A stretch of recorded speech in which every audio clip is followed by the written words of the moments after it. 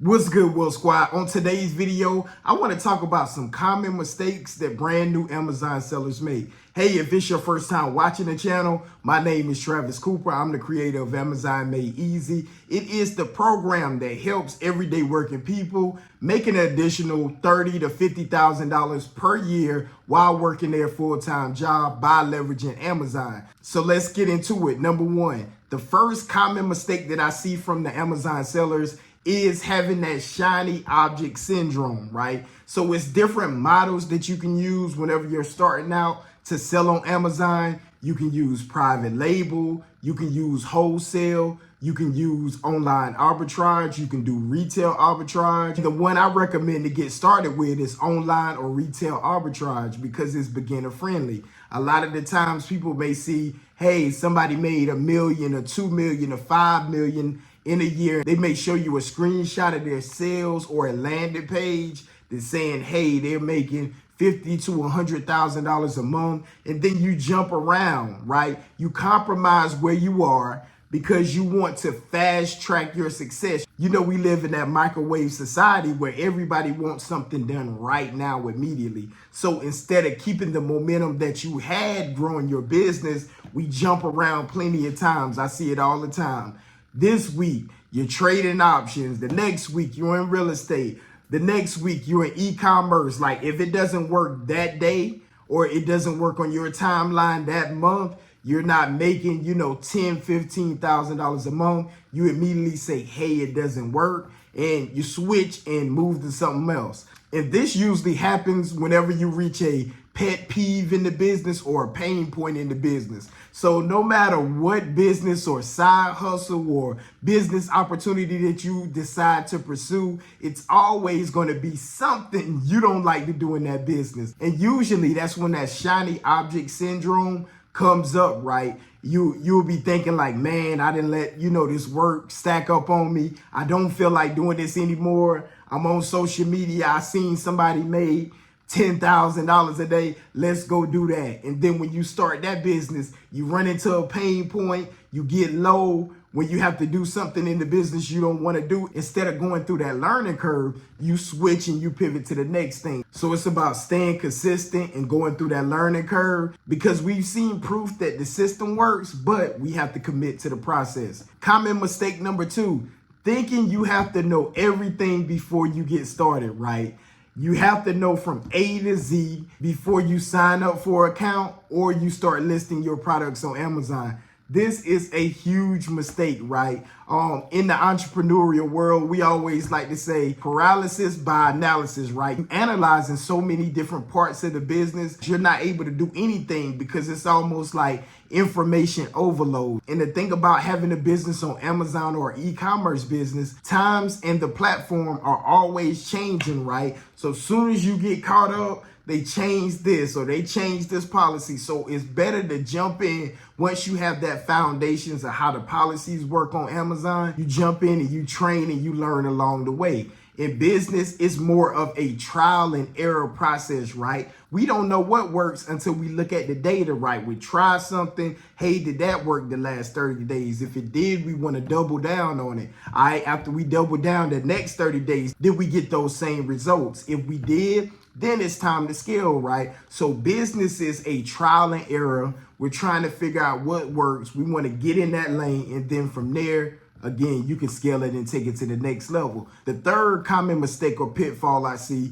is testing too big, right? So you guys probably heard me say it many a times. You always want to test. After you test, you want to double down. Then whenever you double down, you want to scale. So a lot of new Amazon sellers, instead of going through that test phase or experiment, they go and try to move directly from step 1 to step 3, which is scaling, right? And they buy a surplus of products that's not moving. They made a bad buying decision. And it's because they didn't follow the blueprint. The blueprint or the system works, right? We just have to work it. And sometimes when you get excited, you let emotions get in the way. You make a mistake, right? So that's why they always say, keep emotions out of business so you can stay level-headed. No matter if you're doing great, you hit your goal immediately, or you're having a down month, try to stay even keeled so that you can make the best decisions inside of your business. So again, don't rack up a lot of inventory. I've had people come to me in the past, hey, I designed this specific product. I have hundreds of thousands of them in my garage. Can you help me sell them, Travis?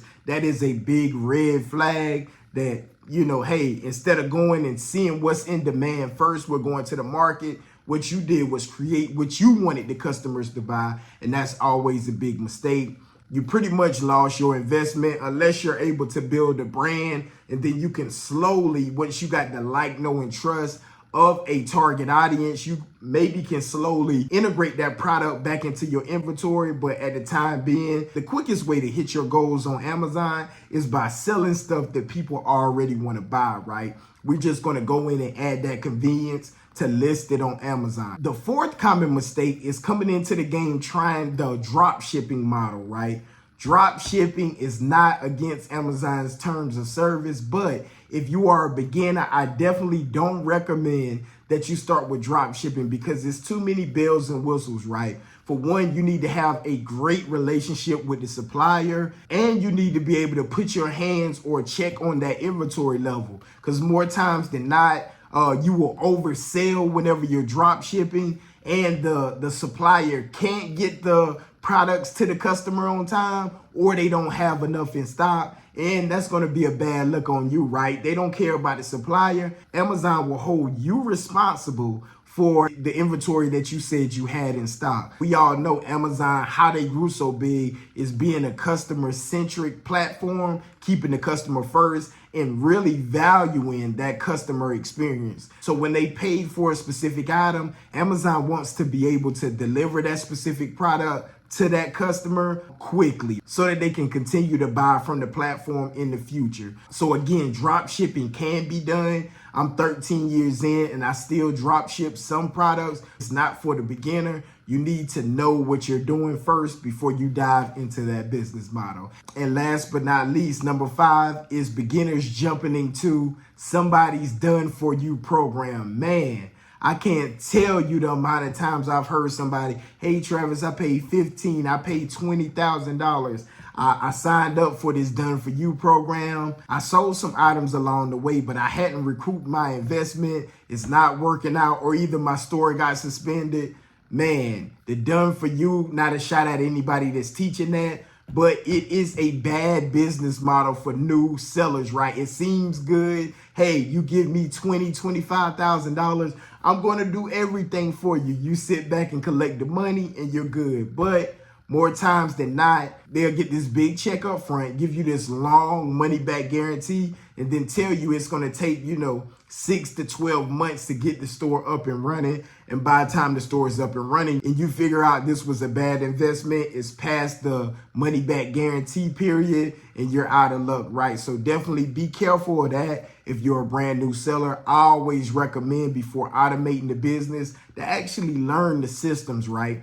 In my personal opinion, you should never automate something that you don't know how to do. I'm a firm believer. I tell my students that, hey, make sure you understand it, because if there's ever a bottleneck or something you need to fix in the business, it's something that you understand and something you're able to go in and fix. If everybody just up then decided to quit on you or whatever the case may be. If you're interested in learning more about how Amazon can change your life or supplement your job that you're currently working, or potentially get you out of that job that you're working, make sure you click the link down in the description. I'm going to be hosting a live boot camp on February the 17th through the 19th. I'm guaranteeing you that I'm going to teach you multiple ways to make money on the platform, whether you're working with less than $100, where you have a couple hundred or a couple thousand, or if you have, tens of thousands of dollars. I'm going to give you the blueprint for the best way to buy back more of your time, to spend time with your family, doing the things you enjoy, right? Because that's the ultimate goal. No matter what vehicle you choose, it's only to buy our time back, because our time is our most valuable asset. So if we can find a vehicle to get that back, that's going to put us in the game. We can reinvest this cash into other assets and start to live life on our own terms by not trading our most valuable asset, which is our time, for money. Y'all be blessed. See you on the next one. Love.